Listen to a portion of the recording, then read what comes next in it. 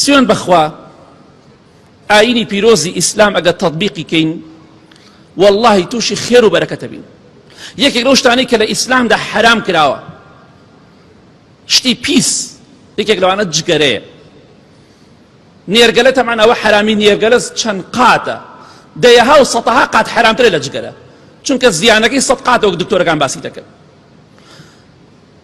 کاتێک کەسانی کە جگەرە دەخۆن سیەکانیان زۆر لاواز دەبێ بۆ ئەم ڤایرۆسە زۆر خەتەرە چونکە مقاومەی زۆر نییە چونکە سیەکانی مەزبوط نییە وەنی جگەرە خواردەوەنی قوم لە جگەرە داوە سیەکانی داغان بووە بۆ یە کاتێک کە تووشی ئەم نەخۆشی ڤایرۆسە دەبێتە حەمولی ناکە چونکە سیەکانی پاک نییە بەڵام ئەوەی کە جگەرە خۆر نییە سیەکەی پاکە خوای گەورە پاراستوویەتی بەڵام جگەرە خۆرەکان کە سەرکەشیان کردو حرامیان خواردەوە تەماشا دەکەی خەتەریاتیان زیاتر لەسەرە کەواتە ئیسلام ڕەحمەتە جێبەجێیکە لە خۆشی شادیە ئەژیت.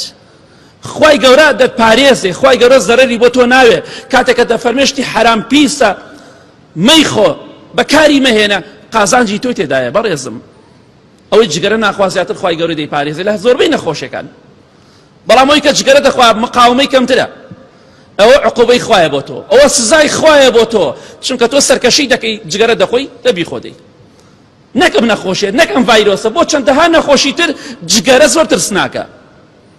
بۆیە مەسمان لێرەدا چییە؟